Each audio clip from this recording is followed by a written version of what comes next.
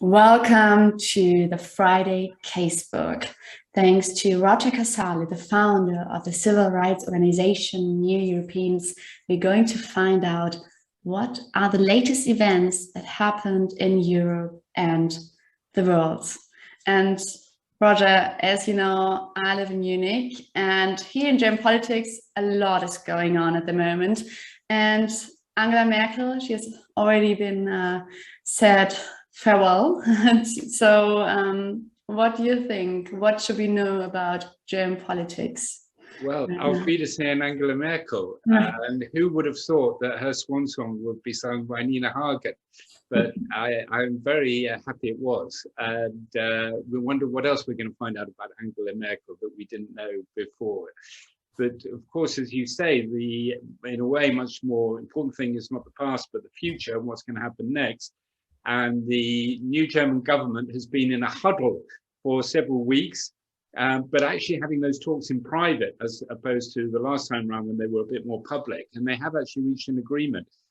And this, I say huddle because the talks have been in private, but it reminds me of the election debate in the UK actually in 2019 when some of the opposition parties got in a huddle on the stage. Literally, they all got round and hugged each other. It was Jo Swinson from the Liberal Democrats and Natalie Bennett from the Greens and Nicola Sturgeon from the SNP. And after the debate, they got round and they had a huddle. And Ed Miliband, the Labour leader, he wasn't in the huddle. And I always thought that was a shame in a way, that in Britain, you don't have this idea of a broader coalition, a broad progressive coalition, that the Labour Party and the Greens and other parties could form a progressive coalition. Of course, that's exactly what's happened in Germany. You've got the Liberals, the FDP, the Greens and the SPD.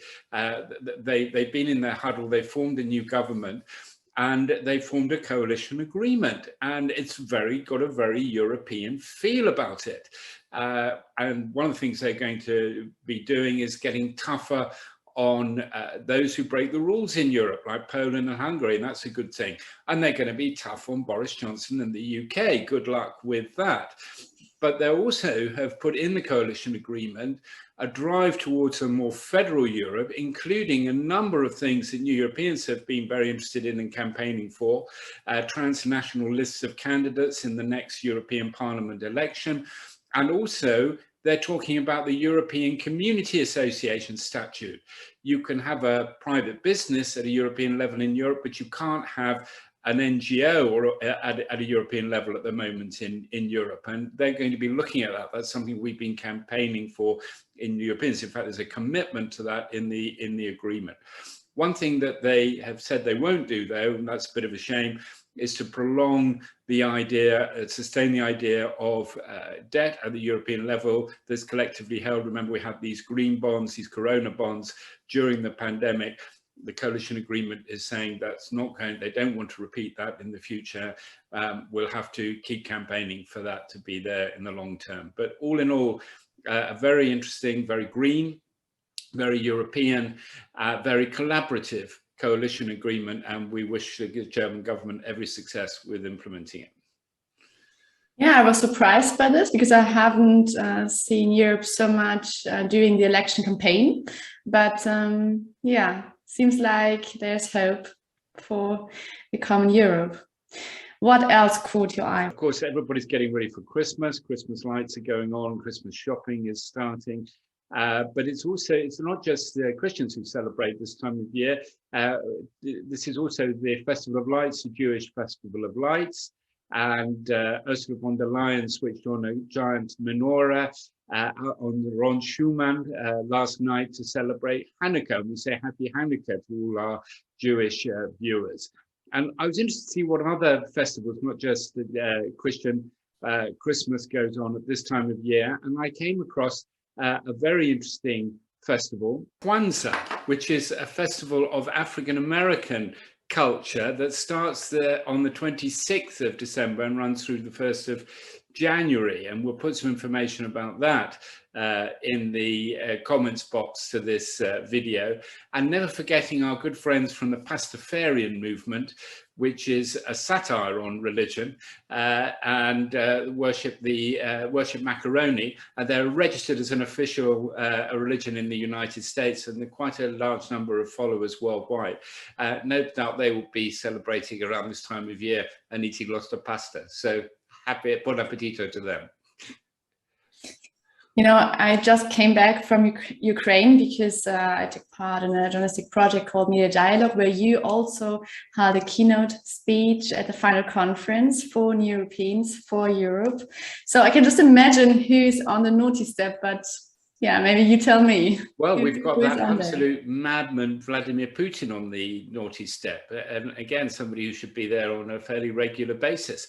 I don't know if you've had a chance to read his essay about Russian-Ukraine relations, but if you had any like the title was enough for me. I'm not sure if I want to read it. If you're in any doubt about Vladimir Putin's state of mind, you should read this essay, and you will be convinced that there's something not quite right about the way he thinks about things. And the problem is that he obviously not only wants the body of Ukraine, wants the land and the territory of Ukraine, he wants the soul of Ukraine. He talks about the common soul of Ukraine and Russia.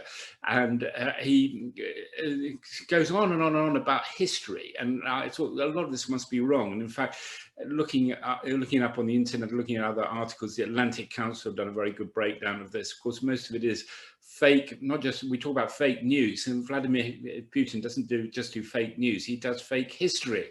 And this essay of his is an absolute masterclass in the abuses of history in terms of framing your policies today. And I think it's we mustn't allow the Ukraine issue to disappear from our radars. You know, Europe is not just the European Union; it's a much broader space, a space of where we respect the rule of law and democracy and human rights. And we need to say to our friends in Ukraine, we stand with you. And I think the role of civil society is important here. Obviously, there's a lot of discussion about the military aspect of this, but I think in a way the European Union and the United States have overplayed their hand a little bit there. I think that they need to be careful in the language they use, not to create a more tense situation, and also they need to make threats that are credible. And I think that there's a little bit more care that needs to be taken there. But in the meantime, we need to keep building those bridges. There's a very big Ukrainian diaspora in Europe, which we can reach out to and show solidarity with. And just as we show solidarity with Belarus and the situation in Belarus, we need to show solidarity with Ukraine. And we need to say to Putin, any attack on Ukraine is also an attack on us as Europeans, on our values and the things that we care about. And it's not going to work out well for anybody. And the cost to Putin in terms of reputation and economic sanctions, but also presenting himself as a world pariah, will be very high. And I think that's the role of civil society, to reach out, to encourage, to put courage in the hearts of those who are fighting for human rights and democracy in Ukraine, to stand up for what they believe in, because what they believe in is what we believe in too. And so we stand together in solidarity. Yeah, putting courage into your hearts. I like this very much, how you said it. In your eyes, Roger, who is the star of the week? Well, one person who had a lot of courage in her heart was Maryan, who is one of the first victims, if not the first victim, to be named from the UK Channel crossings. And we've made her posthumously our star of the week. And BBC have shown some pictures of her family grieving for her in Iran, and we also see pictures of her just shortly before she got into that dilapidated dinghy on that treacherous journey that ended in her and 27 others losing their lives. And a picture of her in a park in Germany throwing autumn leaves in the air with a smile on her face. And what you realize is that these are not just numbers, not just migrants. We tend to dehumanize this issue. We're talking about human beings with courage in their hearts, hope in their hearts, aspirations, dreams, with brothers, sisters, fathers, mothers, children, friends.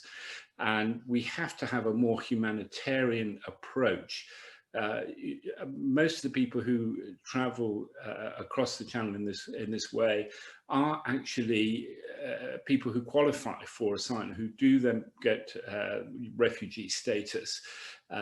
More than 50% of them, that's the case.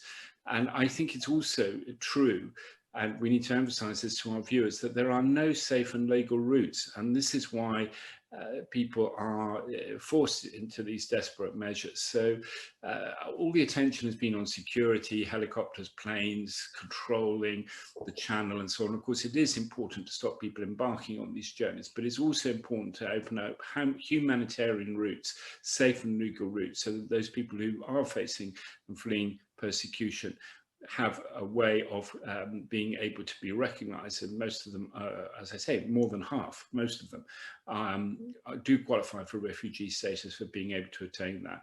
So let's hope that the legacy of Maryan and those who died in the channel will be to give a big push towards a more compassionate, more humanitarian approach to this issue. And Europeans are campaigning for humanitarian visas that could open up safe and legal routes into Europe and also into the UK. What's coming up? So we've got two events coming up, one in Florence next week on the Conference on the Future of Europe, and then the second in our series on Europe in an Age of Risk in Brussels on the 16th of December. And we'll put information about both those events in the comments box.